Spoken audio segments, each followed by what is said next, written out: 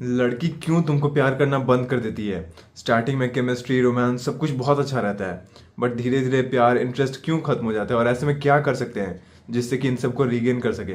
मैं 3 एक्सपीरियंसेस बताऊंगा, एक तो अपना, और मैं डेली इंस्टाग्राम पर 1-on-1 कॉल्स दे रहा हूँ, तो उसमें से मैं 2 एक्सपीरियंस चूज़ किया हूँ। तो मुझे डेली ऐसे बंदे मिल रहे हैं जो कि बोलते हैं कि पहले बहुत प्यार करती थी लड़की, बहुत प्रॉमिसेस करती थी, लेकिन अब उसका प्यार खत्म हो गया। मैं समझ ही नहीं पा रहा हूँ कि ये वही लड़की है, एग्जैक्टली वही लड़की है। मुझे लगता था ये कोई छोड़ कर नहीं जाएगी, लेकिन अब ये ऐसा ऐसा बात कर रही है, बिल्कुल पलट गई है एकदम। 180 डिग्री चेंज आ गया इसमें। तो सबसे पहले मैं अपना स्टोरी शुरू करता हूँ।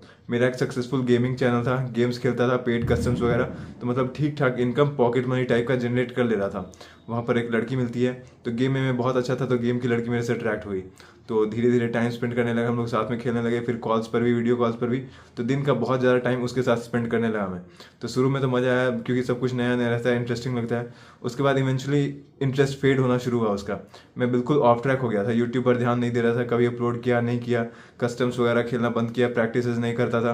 और पूरा टाइम मतलब लड़की ही के साथ, जब भी मतलब कोई आता था तो देखता था कि मैं इसी के साथ ग्रुप में हूँ, तो वहाँ पर तो वो लड़की मतलब खुश होती थी, लेकिन मुझे पता नहीं था कि बैकग्राउंड में उसका इंटरेस्ट खत्म होता जा रहा है। और इवेंचुअली सब कुछ खराब होने लगा, वो छोड़ने लगी, तो मैंने बहुत बार मनाया, बहुत ट्राई किया।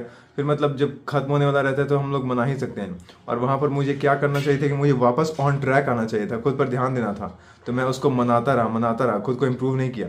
मतलब मेरे जिस वर्जन से वो अट्रैक्ट हुई थी, मैं वो वर्जन अब रहा ही नहीं था, मैं वहाँ से बिल्कुल चेंज हो गया था। तो वही गलती हो गया, उसको मनाने की जगह मैं उस वर्जन पर वापस चला जाता, तो आई थिंक वो अट्रैक्ट होती, मेरे पास होती आज भी।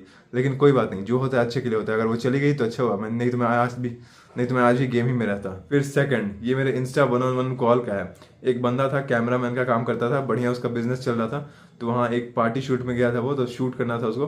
तो एक पार्टी में उसको लड़की मिलती है, तो वो लड़की मतलब अट्रैक्ट होती है उससे, मतलब फ्रेंडली हो जाती है, फिर धीरे धीरे इंटरेस्ट दिखाती है। तो मतलब स्टार्टिंग में जब वो उसको भाव नहीं दे रहा था, अपने काम पर फोकस था, तो बहुत ज़्यादा इंटरेस्टेड थी।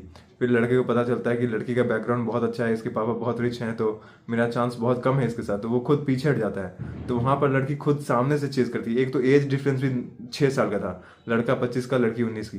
तो 6 साल का एज डिफरेंस था। उसके बाद वो लड़का मना कर रहा था, फिर भी वो लड़की आगे आती है, नहीं नहीं एज डिफरेंस कुछ नहीं होता है, मैं मैनेज कर लूँगी, हम लोग साथ में रहेंगे, अभी प्रेजेंट का देखते हैं ना, ऐसे करके मतलब किसी तरह मना लेती है। फिर जब मना लेती है तो लड़का बहुत ज़्यादा ही घुल जाता है, सब कुछ देने लगता है। अपना काम वाम उसने टाल दिया, कुछ नया प्रोजेक्ट लॉन्च करने वाला था वो बता रहा था, तो उस प्रोजेक्ट को उसने कैंसिल कर दिया, मतलब डिले कर दिया। और अब वो लड़की उसमें इंटरेस्टेड ही नहीं रही। पहले जितना भाव दिखाती थी अब उसका 10% भी नहीं करती है। तो हम लोग के दिमाग में क्या होता है ना कि एक बार लड़की का जो इमेज देख लेते हैं कि हाँ इतना प्यार करती है, तो हमारे दिमाग में रहता है कि ये हमेशा ऐसी ही रहेगी। ऐसा नहीं है, इमोशन हमेशा चेंज होते रहता है। फीमेल्स इमोशनल है तो वो लोग भी चेंज होती रहेंगी। वो लोग जो भी बोलती हैं वो मोमेंटरी ट्रूथ होता है, उस मोमेंट में ट्रूथ होता है। जैसे आई लव यू बोलेगी तो I love you now, I hate you तो I hate you now, now का फिल्टर लगा के देखना चाहिए। फिर एक थर्ड एग्जाम्पल, ये आज ही का है। ये बंदा बहुत सीरियस हो गया है, ये बहुत सीरियस हो गया, इसलिए मैं ये वीडियो बना रहा हूँ, वरना मैं कुछ और बनाने वाला था। तो ये बिल्कुल वहाँ पे सुसाइड करने के कंडीशन पर आ गया। वो वीडियो कॉल करके पंखे में कुछ बांध के कपड़ा वपड़ा फंसा रहा था खुद को। तो लड़की बोलती है कि नहीं नहीं बंद करो ये सब, चिल्लाने लगी वीडियो कॉल पे, स्टॉप स्टॉप।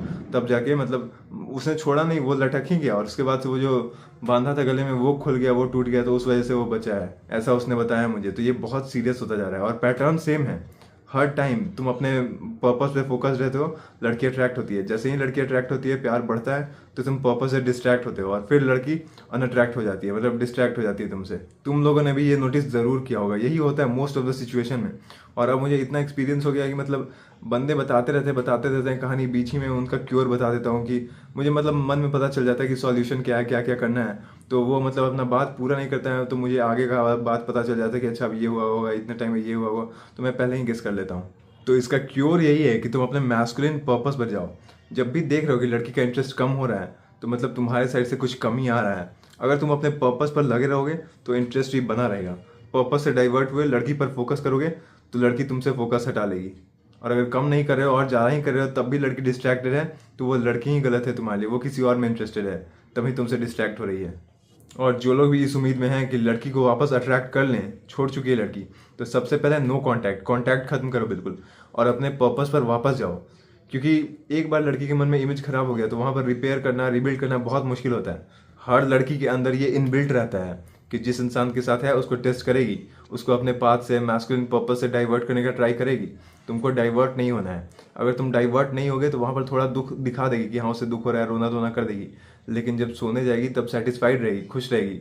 उसके दिल में खुशी रहेगा कि वो जिस इंसान के साथ है वो मैस्कुलिन इंसान है, अपने पर्पस में लगा हुआ है, उसको डिस्ट्रैक्ट नहीं किया जा सकता। पर वहीं जब तुम डिस्ट्रैक्ट होकर गिव इन कर देते हो, उसका बात मान लेते हो, तो वहाँ पर तो खुशी दिखा देगी, लेकिन धीरे धीरे इवेंचुअली उसका इंटरेस्ट खत्म हो जाएगा। लड़कियां इससे हो सकता है कि एग्री ना करें, बट उनके सबकॉन्शियस माइंड में यही चीज़ चलता है। अगर वो देख लेगी कि तुम डिस्ट्रैक्ट हो सकते हो तो वहाँ पर तुम पर ट्रस्ट नहीं कर पाएगी, तुम्हारे सामने पूरी तरह से खुलेगी नहीं, खुल के प्यार नहीं देगी।